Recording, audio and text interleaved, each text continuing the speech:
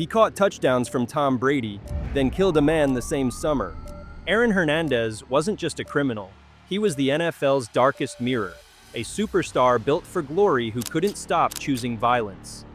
At just 23, Hernandez had it all: a $40 million contract, a Super Bowl run, and the trust of the greatest quarterback alive. On Sundays, he was unstoppable. Off the field, he was unraveling. He filled his mansion with cameras, panic rooms, and secret gun compartments, living like a man already hunted. He surrounded himself with the wrong people and believed the myth that fame made him untouchable. It started long before the NFL. A murdered father, a violent childhood, a world where power came from fear. Florida coaches ignored fights and drugs because he could score. The NFL looked the other way because he could win. And inside that bubble, Hernandez started believing rules didn't apply. By 2013, the same mindset that made him fearless on the field turned deadly off it. Odin Lloyd wasn't an enemy. He was a friend who knew too much.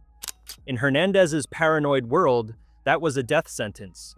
Investigators uncovered a man collapsing under his own legend, destroyed phones, erased footage, and a life built on intimidation. He wasn't just losing control, he was living inside delusion. When his brain was examined after his suicide in 2017, doctors found one of the worst cases of CTE ever recorded for someone his age. Impulse control, judgment, empathy, gone. The same sport that made him rich had rewired him for destruction. Aaron Hernandez was both the weapon and the wound. A product of violence, rewarded for violence, destroyed by violence. He wasn't just a killer who played football. He was what happens when the game builds one. And Hernandez wasn't the first name to turn football glory into infamy. Decades earlier, another superstar had already shown how fame, power, and violence could collide, not in secret, but on live television. He was America's golden runner, a Heisman demigod and Hollywood star. Then the most infamous defendant in modern history. O.J. Simpson didn't just fall. He chose power over people, image over truth, control over consequence. For years, he was untouchable. Commercials, movies, adoration, the face of success. But behind the trophies was a man who equated love with ownership.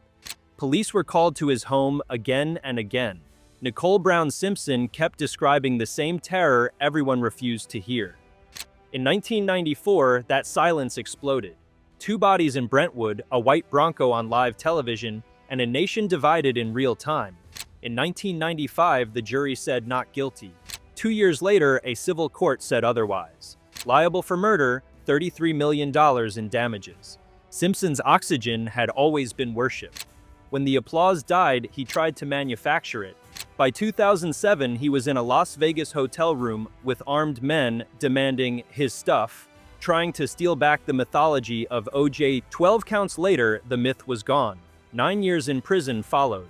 Every step of his downfall was fueled by the same impulse, the need to stay. O.J. fame became entitlement, and entitlement became violence. The pattern wasn't mystery, it was repetition, dominance, collapse, denial. When he died in 2024 at 76, the debate didn't end because his story wasn't about guilt alone. It was about a culture that confuses talent with virtue and forgiveness with fame. Simpson proved that when adoration turns into armor, it hides the monster underneath. He wasn't the last. Because after O.J., another prodigy arrived. Faster, stronger, just as untouchable, and tore himself apart the same way, while the league kept looking the other way. Lawrence Phillips was supposed to be football's next great running back, a top 10 draft pick, a highlight machine, a walking redemption story waiting to happen. Instead, he became the definition of wasted talent and unchecked violence. At Nebraska, he was the engine of a national championship team and the center of one of its ugliest scandals. That same season, he dragged his ex-girlfriend down a flight of stairs by her hair, then started the following week. Coaches called it a mistake, scouts called it a risk. The Rams still took him 6th overall in 1996. What followed was chaos. Arrests for assault, suspensions, jail time. Every team said the same thing. He just needs structure. But structure can't fix what the system keeps breaking. Phillips grew up in foster homes, beaten and abandoned. He learned early that control was survival. Football rewarded that rage. Every hit, every stiff arm, every violent run. What looked like drive was damage disguised as effort. By the time he reached the NFL, aggression wasn't a problem. It was his identity. Every level that should have helped him just recycled him. The message was always the same: your violence has value as long as it wins. In 2016, serving a 31-year sentence for domestic violence and assault convictions, Phillips was charged with murdering his cellmate. Months later, guards found him hanging in his cell. He wasn't a villain created overnight. He was a product of neglect, abuse, and a sport that mistook trauma for toughness. Lawrence Phillips didn't just destroy himself, he exposed an industry that rewards aggression until it implodes. And while his story ended behind bars, another player's began behind a championship banner. Proof that even glory can hide rot just waiting to spread. Lawrence Phillips's story ended in a prison cell. Brandon Browner's started with a Super Bowl ring. He was 6'4", built like a bouncer, and part of Seattle's Legion of Boom, a secondary so dominant it changed how the NFL played defense. Browner was the enforcer, the corner who turned every route into a fight. He went from undrafted to Pro Bowl, from the CFL to Super Bowl champion. Then, almost overnight, the same violence that made him famous turned inward. By 2018, police reports read like horror scripts, breaking into his ex-girlfriend's home, dragging her by the arm, trying to smother her in front of her 2 children. He was convicted of attempted murder and sentenced to 8 years in prison. That fall wasn't sudden, it was programmed. Browner's entire career ran on one fuel: domination. He'd clawed his way into the league through anger and grit, and every coach told him that was strength. Seattle turned it into art: controlled aggression, relentless contact, psychological warfare. But when the game stopped, there was no off switch. Once the cheers faded, that instinct to control had nowhere to go. Add concussions, painkillers, isolation, and the formula for disaster was complete. Teammates later said he was always angry, short-fused, paranoid. The NFL taught him to weaponize rage.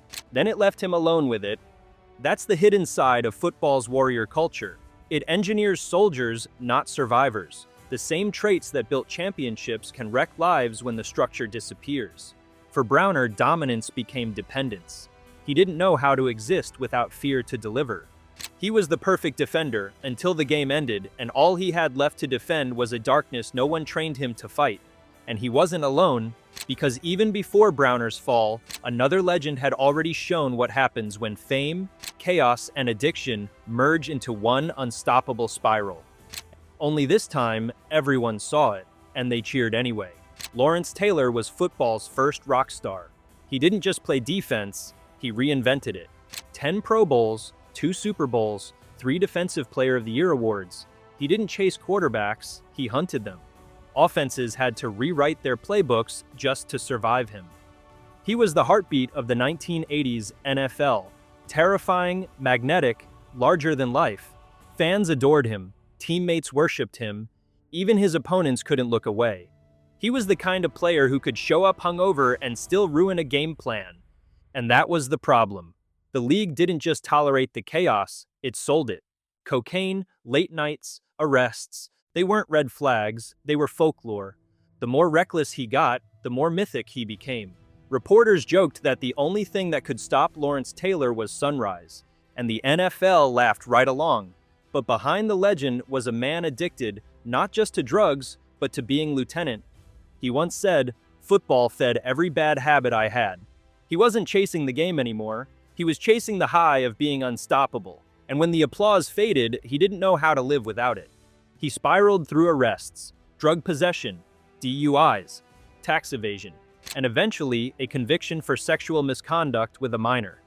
Even in his 60s, he was still facing new charges, still running from the same ghosts. The man who once redefined strength had become a portrait of weakness. But here's the truth: Lawrence Taylor wasn't destroyed by addiction, he was consumed by permission. The league had crowned him untouchable, and he believed it. He played like a god, lived like one, and then learned what happens when the world stops praying.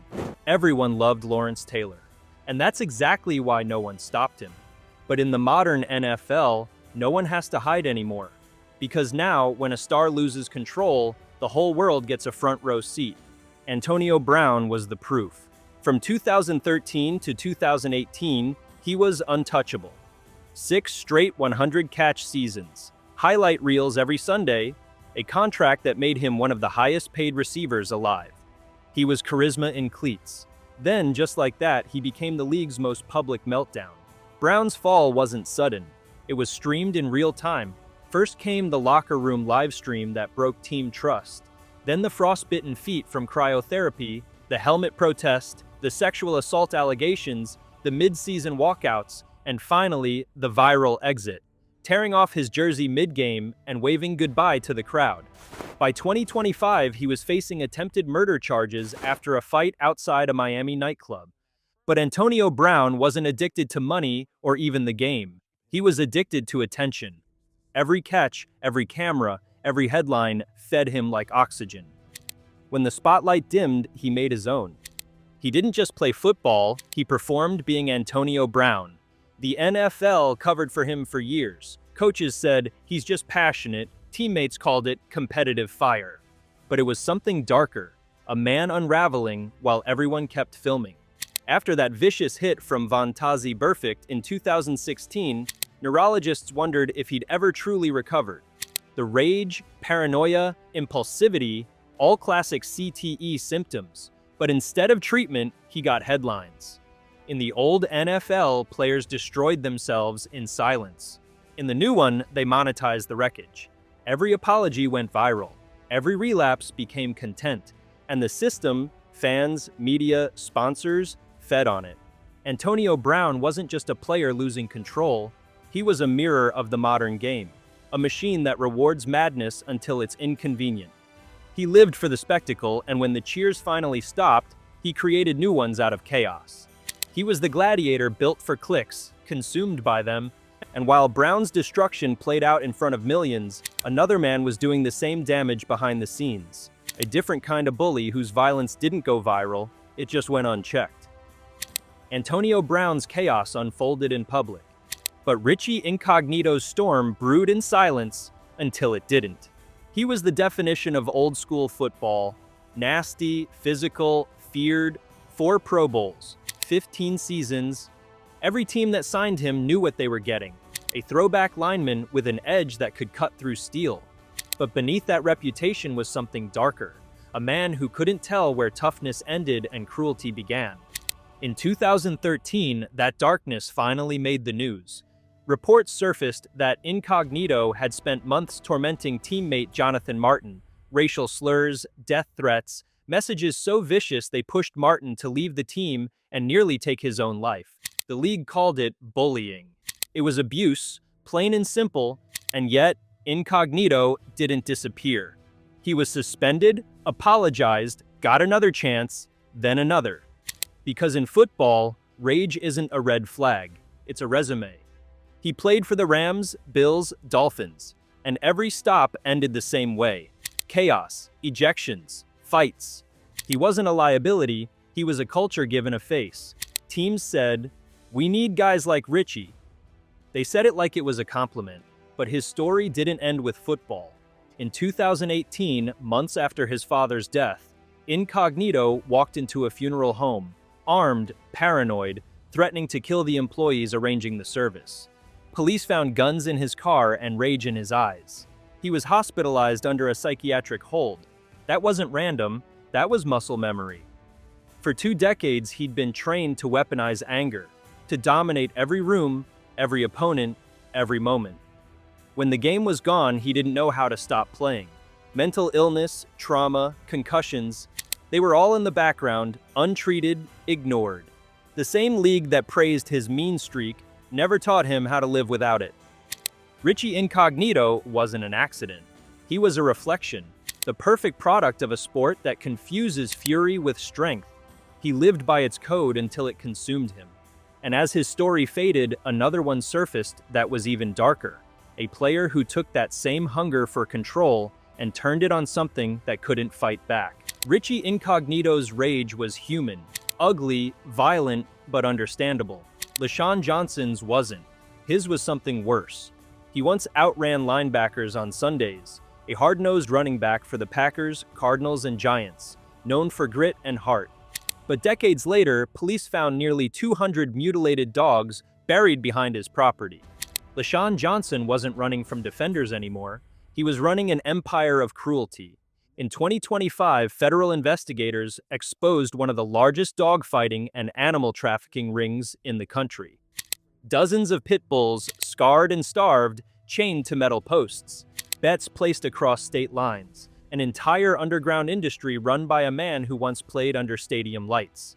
He was convicted on multiple federal charges, facing decades in prison. And yet the question that haunted people wasn't just how, it was why. How does someone who spent years in one of the world's most violent professions walk away and build something even more brutal?